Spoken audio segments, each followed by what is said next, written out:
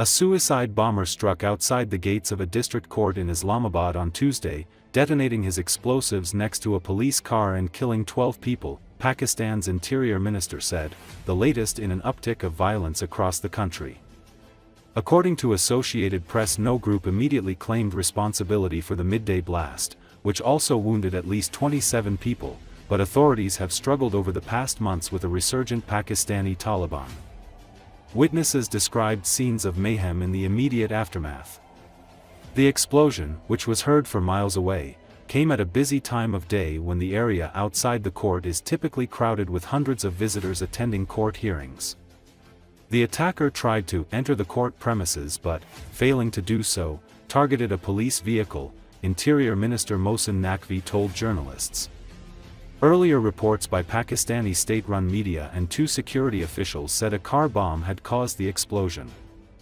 Naqvi alleged that the attack was carried out by Indian-backed elements and Afghan Taliban proxies linked to the Pakistani Taliban. Still, he said authorities are looking into all aspects of the explosion. The casualties were mostly passers-by or those who had arrived for court appointments, media reports said. Islamabad police did not immediately issue statements about the attack but said they were still investigating. Tensions between Pakistan and Afghanistan have risen in recent months. Kabul has blamed Islamabad for drone strikes on October 9 that killed several people in the Afghan capital and vowed retaliation. The ensuing cross-border fighting killed dozens of soldiers, civilians and militants before Qatar brokered a ceasefire on October 19, which remains in place. Since then, 2 rounds of peace talks have been held in Istanbul, the latest on Thursday, but ended without agreement after Kabul refused to provide a written assurance that the TTP and other militant groups would not use Afghan territory against Pakistan.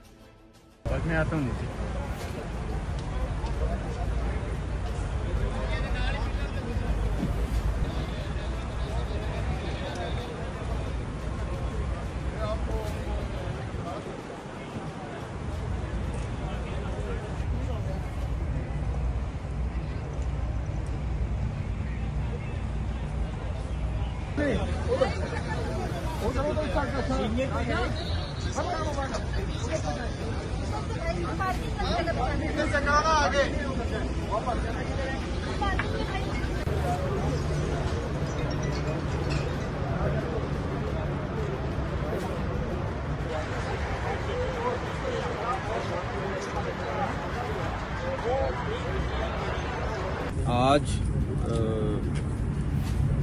12:39 पे यहाँ कचहरी के ऊपर एक खुदकश हमला हुआ है और वो हमला अब आप देख सकते हैं कि जितना यहाँ पे नुकसान हुआ है उसमें अभी तक 12 लोग जो हैं वो शहीद हो चुके हैं और 27 के करीब ज़ख्मी हैं।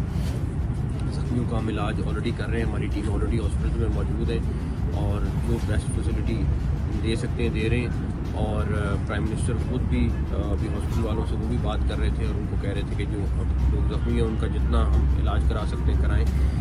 ये बंदा जो है ये तकरीबन 10 से 15 मिनट के दरमियान 12 मिनट के करीब ये यहाँ पे आके खड़ा रहा है और वो देखता रहा है। पहले उसने कचहरी में अंदर जाने की कोशिश करने का प्लान कर रहा था बिकॉज वो वेट कर रहा था कि किस टाइम जाएगा, और उसके बाद जब पुलिस की गाड़ी आई है तो उसने ये हमला पुलिस की गाड़ी पे किया।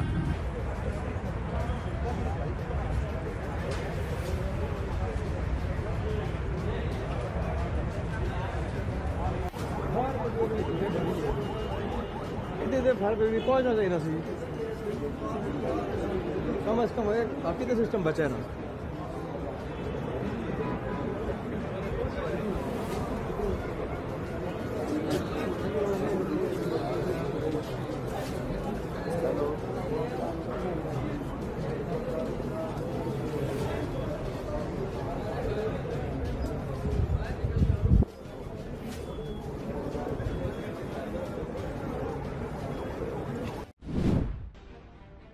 In the Pokrovsk sector, Ukrainian assault groups are searching for and eliminating enemy groups, advancing in small units and attempting to gain a foothold in residential areas. Combat operations are taking place both on the approaches to Pokrovsk and within the city itself.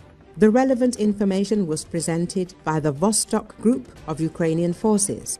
The report says that the occupiers are unsuccessfully trying to infiltrate the northern outskirts of the city. Our assault teams are clearing out the occupiers house by house.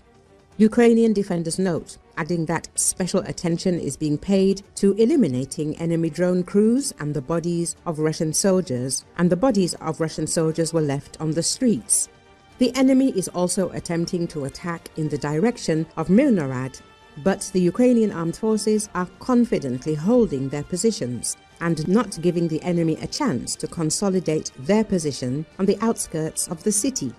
The Ukrainian military's logistics are complicated but are being provided to the required extent. The Ukrainian armed forces emphasized.